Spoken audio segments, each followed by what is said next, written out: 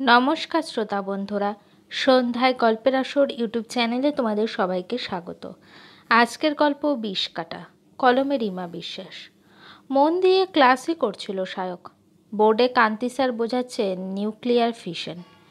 ছেলেমেয়েরা সেদিকেই চেয়ে। পাশে বসা অরিত্র শুধু দু একবার বলল, কি বলল রে, বুঝতে পারলি? সায়ক সে উত্তরটুকুও দিতে চাইছিল না, কারণ এতটাই আগ্রহী ছিল কান্তি স্যারের বোর্ডে ঝড় তলাতে। কিন্তু ঘাটটা তবু ঘুরল ক্লাসের দরজার দিকে। হয়তো এরকম অনেকেরই ঘোরে, যখন চালু ক্লাসে হঠাৎ করেই কেউ ঢোকার অনুমতি চায়। অবশ্য এক্ষেত্রে সায়কের শুধুই একটা কণ্ঠস্বরের অনুসরণ করে সাধারণ চোখ ফেরানো নয়, প্রকৃতই চোখ ফেরাতে পারছিল না সে। দরজার সামনে দাঁড়িয়ে সাদা কুর্তি আর সাদা পাজামার এক তরুণী, মার্বেলের মতন ত্বক, মসৃণ টানটানে, নিখুঁত কাজলে টানা একজোড়া চঞ্চল চোখ, ঠোঁটের প্রান্ত ভাগ সূক্ষ্মভাবে স্পষ্ট, চুলের ঢেউ দু কাঁধে ব্যাপ্ত। কান্তি স্যার কবজি ঘড়িতে চোখ রেখে আগমনকারীকে বোঝানোর চেষ্টা করলেন, এ কি আসার সময়? সে স্যারের প্রচ্ছন্ন অসন্তোষ মৃদু কৌতুকে নিরসন করল। ট্রাফিকের চাপে অটোটা ফ্রিজড হয়েছিল স্যার। হি হি হাসির দু একটা ফুলকি উঠল। স্যার অবশ্য গললেন না, ঘুরে গেলেন বোর্ডের দিকে। মেয়েটি এবার একটা বেঞ্চে স্বাচ্ছন্দ্যের কোণ খুঁজছে। তৃতীয় রোয়ে পেয়েও গেছে জায়গা, মনে হয় বান্ধবীর পাশের জায়গা রেখেছে। খাতা পেন বের করে সেও বোর্ডে মন দিয়েছে। কান্তি স্যারের আঙুল চকের গুঁড়োয় মাখামাখি, নোট টুকতে ব্যস্ত ছেলেমেয়ের দল। আর সায়ক এখনও কি পাশের অরিত্রর প্রশ্নতে বিরক্ত হয়ে স্যারের পড়া সবটুকু রস টেনে নিতে চাইছে? কই, সেই একাগ্রতার নিবিষ্ট চিত্রে রসায়নের রস আস্বাদনের চেষ্টা। এ যে নতুন রসায়ন গড়তে চলেছে। বাড়ছে আগ্রহ অন্য তটে। এ কোন মায়াবী এলো সায়কের সন্নিকটে। এমএসসির ফাইনাল ইয়ার।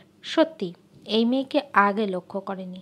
ছিল হয়তো ভিড়ের মাঝেই, কিন্তু এভাবে আলাদা হয়ে এসে হৃদয় কাবু করেনি তো। সারাদিন সায়ক ভাবল, ওকে আগে দেখেনি কেন, আজ হুট করে গেলই বা কোথায়? চোখ যখন খোঁজাখুঁজি করছে তখন নজর পড়ল সামনে। ডায়াসের কাছে দাঁড়িয়ে মধুমন্তী আর সে। সায়ক বেশ তফাতে, তাই ওদের মুখাভঙ্গি আর হাস্যকৌতুক দেখছে ওদের মাঝে, কথা শুনতেও পাচ্ছে না। বেঞ্চ থেকে উঠে এক পা দুপা করে এগিয়ে যেতে যেতেই সে বেরিয়ে গেল। মধুমন্তী তখনও দাঁড়িয়ে। সায়ক ওর মাথায় একটা ছোট টোকা মেরে ভুরু নাচিয়ে বলল, খুব বকছিলি যে? মধুমন্তী খরচোকে তাকালো, কি ভেবে নিয়ে বলল, তা আপনার উৎসাহ কি বক্তব্যে না বক্তায়? কিছুটা অপ্রতিভ সায়ক, তবু মুখে বেপরোয়া ভাবে এনে ডেস্কে হেলান দিয়ে দাঁড়ালো মধুমন্তীর মুখোমুখি। আমরা কলেজ মেট, ইভেন ইউনিভার্সিটিতেও প্রথম দিন থেকেই একসঙ্গে আছি, কিন্তু তুই একটু আগে যার সঙ্গে কথা বলছিলি ওকে তো দেখিনি। মধুমন্তীর ঠোঁটে হাসির ঝিলিক, এই ব্যাপার? তা বল না, দিল মে বহুত কুছ হুয়া রাহা হে। কিউ? আরে ও খুব কামাই করে, তাই দেখিসনি, আমাদেরই তো ব্যাচের। বাবা, অথচ আমি দেখিনি? কেন, আলাপ করবি নাকি? মধুমন্তী দুষ্টু হাসছে। সায়ক কিছু একটা বলতে যাচ্ছিল, তখনই মধুমন্তী ওপাশ থেকে কাউকে উদ্দেশ্য করে বলল, পারিজাত, ওই, এই দেখ ও কি বলছে। সায়কের হৃৎপিণ্ড তখন টক বগিয়ে ছুটতে শুরু করেছে, মুখের ভিতর কথাটা জড়াতে শুরু করেছে। ব্যক্তিত্বে অস্বাচ্ছন্দ্য প্রবল, তা বুঝতে পেরে নিজেকে বড্ড বোকা বোকা লাগছে। সায়ক জিজ্ঞেসও করেছিল, তোকে আগে কেন দেখেনি? এই সায়ক কিন্তু কেমিস্ট্রিতে খুব ভালো, ওর থেকে নোটস পাবি। ইশারায় সায়কের সামনে দাঁড়িয়ে থাকা পারিজাতের সঙ্গে কথা বলার ইঙ্গিত দিয়ে মধুমন্তী সরে পড়ল। এখন মুখোমুখি সায়ক আর ওর সদ্য জন্মপ্রাপ্ত ভালো লাগা। সায়ক নিজের অস্বাচ্ছন্দ্য হাসিতে মুড়িয়ে ফেলে হাত বাড়ালো। হাই, আই এম সায়ক, তোমায় সত্যিই আগে দেখিনি। পারিজাত খুব সহজভাবে বলল, কিন্তু আমি তো তোমাকে রোজ দেখি, ফার্স্ট ডে থেকে দেখছি। তারপর সায়কের কাছে এসে ওর ঊর্ধ্ববাহুতে চাপ দিয়ে ঠোঁটে বিক্ষ বিক্ষ ভাব এনে বলল, রোজ জিম করো না? ওর স্পর্শে যেন সায়কের শরীরের ভিতরে এক ভয়ানক আলোড়ন উঠল। তা কি টের পেল না মেয়েটা? সায়ক ওর দিকে বোবা দৃষ্টিতে তাকিয়ে। পারিজাত বলল, আমার একটা ভালো টিউটারের খুব দরকার। তুমি কোথায় টিউশন নিচ্ছ? বিধাননগরের কাছে একটা কোচিং সেন্টারে। আমি আমাদের পাড়ায় অনাদি স্যারের কাছে। কি পড়ান উনি জানেন? 10 বছর হলো কলেজ থেকে রিটায়ার করেছেন, কিন্তু সত্যি কথা বলতে কি, উনি একদম আধুনিক নন। এখন পড়ার প্যাটার্ন অনেক বদলে গেছে। তুমি চাইলে আমি তোমায় নিয়ে যেতে পারি আমার কোচিং সেন্টারে। আজই ওখানে ক্লাস আছে আমার। পারিজাতের মুখ খুশিতে ঝিলমিল। বলল, যাবে? আমি যাব তাহলে। যাওয়া আসার পথ বা সেখানে থাকার সময়টুকু নয়।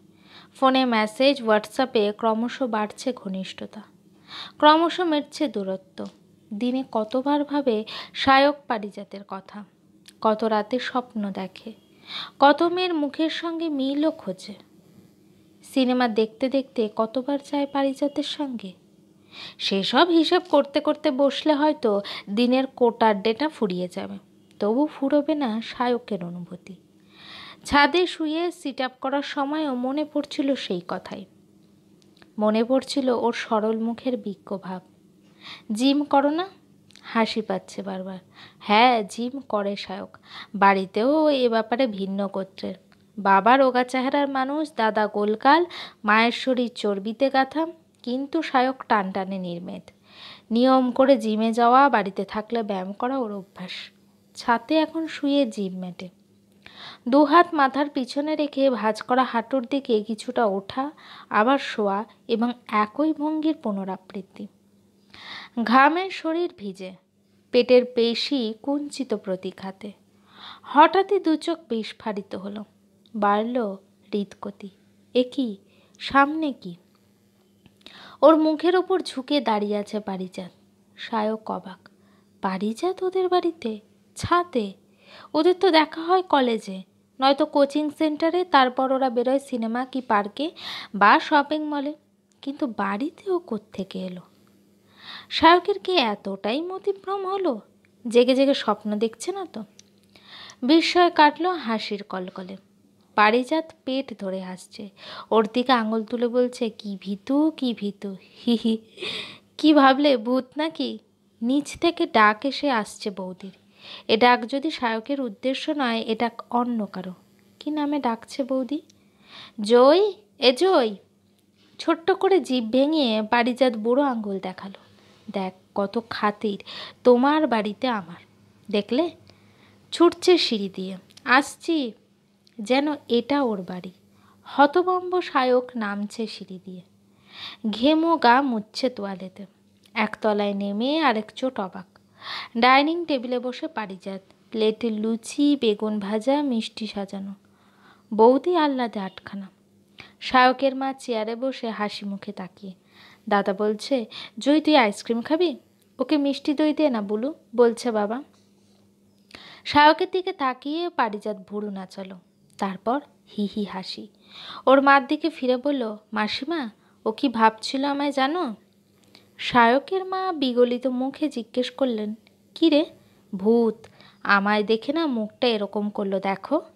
পারিজাত ওর সুন্দর মুখটার বেশ অদ্ভুত ভঙ্গি করছে। দু চোখ বড় করে ছোট হা মুখটা কিছুটা হা করে মুখে বিস্ময়ের ভাব ফোটালো। সবাই হাসছে। সায়কের বৌদি একটা প্লেট টেবিলে রাখতে রাখতে বললেন, তোকে কটা লুচি দিই বুবাই? বুবাই? সায়কের ডাক নাম বুবাই? বলল পারিজাত। মা বললেন, যেমন তোমার জয়। সায়ক চেয়ার টেনে বসে পড়েছে। বিস্ময় ভাব কাটাতে কিছু জিজ্ঞেস করা উচিত, কিন্তু পাছে বোকা হয়ে যায়, তাই আপ্রাণ বোঝার আর পর্যবেক্ষণ করায় মন দিয়েছে। পারিজাত হাসছে মিটিমিটি। দেওয়ালের দিকে আঙুল দেখিয়েও বলল, এই ছবি আমার ফরে ছিল আজ, নইলে আজ আমার সায়কের দশা হতো। ঘাড় কুড়িয়ে সায়ক ওর পেছনে দেওয়ালের ছবিটা দেখল। ট্রফি হাতে সায়ক। ম্যাথসে হাইয়েস্ট পেয়েছিল বলে কলেজ থেকে দিয়েছিল ট্রফিটা, কিন্তু তাতে কি প্রমাণ হয়? বুঝতে না পেরে এবার সে কথা জিজ্ঞেস করেই ফেলল, আমায় বলবে মিস জয় আর পারিজাতের মাঝে রিলেশনটা কি? আর আমার এই ফটো কি অপরাধ করল?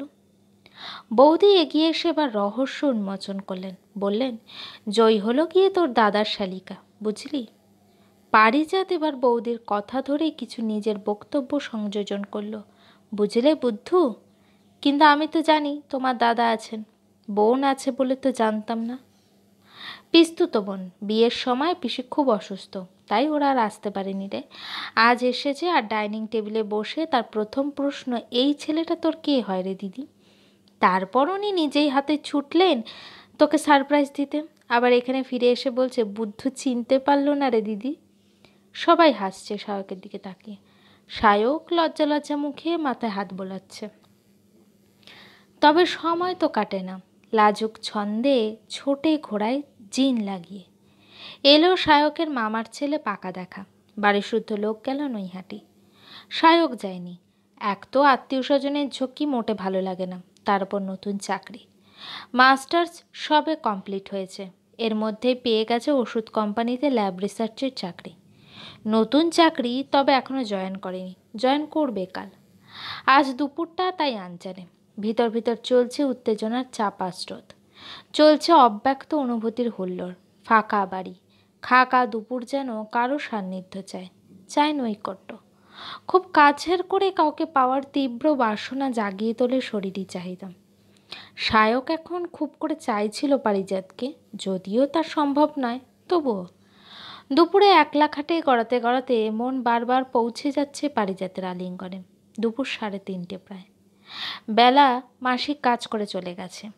সায়কের ঘুম আসছে না, মোবাইলে কিছু দেখার মতো নেই, সব বোরিং লাগে। ঠিক তখনই দরজায় বেল বাজল। সায়ক উঠে গেল দরজা খুলতে, আর দরজা খুলে ফ্রিস্ট। 2 আঙ্গুল নেড়ে পারিজাত ঠোঁটের ভঙ্গিতে হাই বোঝালো। বুক ধকধক করছে সায়কের, চোখে সে এক হতবম্ব ভাব। শিফন চুল টান করে বাঁধা, ঘাড়ের কাছে ঝুলছে পুচকে খোপা, চোখে গভীর ঘন কাজল, ঠোঁটে মেরুন কালো লিপস্টিক। কি মোহময়ী রূপে হাজির হলো মেয়েটা। এখন সায়ক বেলাগামার হলে কাকেই বা দোষ দেবে? পারিজাত দরজা ঠেলে ঢুকে কিছুটা ছটফটানিতে লাগিয়ে দিল ছিটকিনি। তারপর ঘুরে ধরে জড়িয়ে ধরল সায়কের গলা, গালে চুমু খেয়ে বলল, কেমন সারপ্রাইজ দিলাম বলো? আড়ষ্ট গলা সায়ক বলল, বাড়িতে কিন্তু কেউ নেই। আরও নিবিড় হলো পারিজাত। সায়কের মুখের কাছে মুখ এনে ফিসফিস করে বলল, সব জানি, টুবাইদি বলেছে। মুখে মুখ ঘষছে পারিজাত, সংযমের সব বাঁধ ভেঙে গেছে সায়কের। বাহুবন্ধনে আবদ্ধ পারিজাত, নিজেদের ভুলে মত্ত যৌবনের টানে। পারিজাত, পারিজাত, পারিজাত। পারিজাত তো এখন মন ও মস্তিষ্কে ছেয়ে নেশার মতো। পারিজাত ইচ্ছে, খিদে, অভ্যেসে দাঁড়িয়েছে। পারিজাত সাহসী, ও ভালোবাসতে জানে, ভালোবাসা কেড়ে নিতে জানে, পারিজাত আপন করতে জানে। পারিজাতকে পুরোপুরি পেতে চায় সায়ক। কিভাবে হবে তা? এই তো ভাবনা ছিল একমাত্র। কিন্তু যখন শুধু আর শুধু পারিজাতের গুণে মুগ্ধ সায়ক ডাক পেল প্রথমবার ওদের বাড়ি যাওয়া, তখন তো প্রায় ভেবেই নিয়েছিল এ ডাক সম্বন্ধ করার, সম্পর্কে শিলমোহর বসাবার। কিন্তু তা কি হলো? নবজাত ভাবনার কি একইভাবে শুদ্ধ আর খাঁটি থাকতে পারল? হঠাৎ করে নিজেকে প্রতারিত, খানিকটা বা কারো দ্বারা চালিত মনে হলো কেন সামনের রহস্যময়ী কেবল ছলাকলা জানা পেশাদার প্রতারক মাত্র, যে তার কার্যসিদ্ধির জন্য অনেক নিচে নামতে পারে। আর এ কথা মুখে আনতে বাধ্য হলো না পর্যন্ত প্রেমিক সায়কের। পারিজাত যেদিন ওদের বাড়ি যেতে বলল, সেদিন তো বেশ উৎসাহী গিয়েছিল সায়ক। ঠোঁটে তখনও পারিজাতের লালিমা লাগা, ঘ্রাণে দেহের সুবাস, অনুভূতিতে একটা নরম পরশ। শরীর মিলনে চরম পর্যায়ে না গেলেও প্রাথমিক শরীরী সুখের ভিতর সেদিন বয়েছিল ওরা। কিন্তু সেই স্বপ্নে মেধুর চোখে যেন বালি ফুটল। পারিজাতের বাড়িতে দৈন্যতা বড় বেসরমভাবে দাঁড়িয়ে। ছোট ছোট দুটো ঘর, দেওয়ালের চলটা খসা, জায়গায় জায়গায় ফুলে উঠেছে ফোড়ার মতন। বিছানার চাদর মলিন, ঘরের ফার্নিচারগুলো যেন কতকাল ধরে বার্নিশের পরশের আকাঙ্ক্ষায়। ঘরের জিনিস প্রচুর, একে অপরকে ঠেলাঠেলি করে নিজেদের জাহির করার ব্যর্থ প্রচেষ্টায় স্থির। ফ্রিজের মাথার ওপর অদরকারি জিনিসের যানজট, পাশেই আলমারি, তার পাশে একটা পায়া উঁচু লম্বা টেবিলে রাখা এক গাদা পুরনো কাগজ বই খাতা। টিভিটা এ ঘরে বড় বেমানান, যেন দেয়াল থেকে ঠিকরে বেরিয়ে আসছে। জানলাগুলো খুপড়ির মতন। বসার জায়গা বলতে কাঠের দুটো হাতল ভাঙা চেয়ার, তার একটায় রাখা কিছু বাক্স, হটপট, প্রেসার কুকার, এরকম আরও কত কি। কাঠের দুটো চেয়ারের একটায় বসে সায়ক, ওর উল্টো দিকে খাটে বসে ওর দিকে তাকিয়ে পারিজাতের বাবা। গাল ভরা সাদা খোঁচা খোঁচা দাড়ি, দু চোখ ঘোলাটে, মাথার চুল সব সাদা, উস্কো খুস্কো, মুখে একটা ভোঁতা ভাব। পারিজাতের সঙ্গে কোনো সাদৃশ্যই নেই ওর। পারিজাতকে এক কাপ চা এনে দিল সায়ক, সঙ্গে দুটো বিস্কুট। ও বসেছে ওর বাবার পাশে। খাটে ভদ্রলোক বলল, জয়ী বলছিল তুমি ওর বন্ধু, আবার টুবাইয়ের বর মানে সায়নের ভাই। তাই জয়ীকে বললুম, তবে একবার ওকে ডাকতো বাড়িতে, চা খাওয়া না। চা খাও। সায়কের খুব বিরক্তি লাগছিল। এরকম একটা পরিবেশে এসে পড়বে তা সত্যিই ভাবেনি। এবারেই ঘরের দেওয়াল এদের মুখের ভাবে সায়ককে ভরসা করায় অভিব্যক্তিতে সায়কের দম ফুরিয়ে দিচ্ছিল। টুবাইকে বলে বলে লাভ হলো না।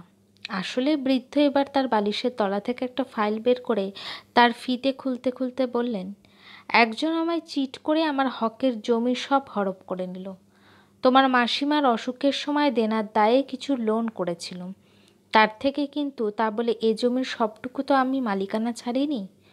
তুমি কাগজগুলো একবার দেখো বাবা, ঠিক বুঝবে। আর সায়নকে বলো না যদি আমার কেসটা দেখে, ওর তো বেশ নামডাক করেছে এখন, ভালো পয়সারও করেছে ওকালতি করে। দেখো তো বাবা, জয়ের মাকে শেষে বাঁচাতে পারলাম না, এদিকে বাড়িটা পর্যন্ত বন্ধক রেখে শেষে হাতছাড়া হলো। সে সময় ছোটাছুটি এত করতে হচ্ছিল যে চাকরিটাও রাখতে পারিনি। এখন দেখছো তো এই জিনিসগুলো সেল করি, হটপট, কুকার, চাটু ঠাটুও আছে, লাগলে বলো কেমন, আমি কম সম করে দেবো। আর তোমার দাদাকে বলো বাবা ব্যাপারটা। ওদের বাড়ি থেকে বেরিয়ে মন কষাটে হয়ে গেল। বাইরে তখন আধার নেমেছে, কোথাও আবর্জনা জ্বালাচ্ছে, সেখান থেকে বাতাস বয়ে এনেছে একটা টায়ার পোড়া গন্ধ। বাইরের বাড়িগুলো টিমটিম আলোয় জ্বলছে। ওদের বাড়িটা চারপাশের বলিষ্ঠ বাড়িগুলোর কাছে তলানিতে পড়ে। সামনের বাড়ির বিশাল বাউন্ডারিতে ঢাকা ওদের মেন দরজা। সায়ন বুক টেনে বাতাস নিতে চাইছিল, তখনই শার্টে টান পড়ল। পারিজাত ওর কলার টেনে ধরেছে, দু হাতে কলা জড়িয়ে নিবিড় হতে চাইছে, ঠোঁট ছুঁতে চাইছে ঠোঁট, কিন্তু সায়ক যা সাড়া দিতে পারছে না ওর আহ্বানে। টায়ার পোড়ার গন্ধটা যে এত তীব্র যে শ্বাস বন্ধ হয়ে আসছে। পারিজাত কি একটা মেয়ে যে শুধুই ভালোবাসা চায়? ওকে যে লতার মতন মনে হচ্ছে যে ওকে জড়িয়ে ধরে উঠতে চায়। প্রেম নয়, আকর্ষণ নয়, সাহস নয়, এ কেবল নীচতা, স্বার্থসিদ্ধির আরও ওপরে ওঠার নিচটা। তাই এক ঝটকায় ওর ফুলের মতো নরম হাত দুটো নামিয়ে সায়ক বিকৃত গলায় বলল, আর কত নিচে নামবে? প্রথম দিনই আমার বোঝা উচিত ছিল যে মেয়ে ফাঁকা বাড়ির খবর নিয়ে একটা ছেলের কাছে চলে এসে এতটা বোল্ড হতে পারে, তার উদ্দেশ্য অন্য। চারপাশটা অন্ধকার হলেও মনের আধার বুঝি আরও কারো। তাই সেই সময় পারিজাতের হতবাক আহত দুটো চোখের ভাষা বুঝল না সায়ক। বুঝতে পারল না মেয়েটা তখন দৌড়ের বাইরে আধারে ঢাকা পড়ে থরথর করে কাঁপছে। সায়ক তখন হনহনিয়ে হাঁটা ধরেছে। বাড়ি ফিরে মাথায় বিষাদ বোঝা চাপিয়ে ঘুমের চেষ্টা করছে। ঘুম আসেনি। পারিজাতের চিন্তা সারা রাত ধরে ছিন্ন ভিন্ন করেছে, তবু ঘুমের চেষ্টা করে গেছে সায়ক। ঘুম ভাঙতে অবশ্য সায়ক দেরিই করল। 5.5 বছর। বাবা এর মধ্যে রিটায়ার করেছেন, একটা কোচি সদস্যের আবির্ভাবও হয়েছে। সায়কের দেয়ালময় তার শিল্পকর্মের ছড়াছড়ি। দাদা নিজের চেম্বার খুলেছে, একটা ফ্ল্যাটও কিনেছে, এও শোনা যাচ্ছে, কিন্তু তা এখনও বলেনি বাড়িতে।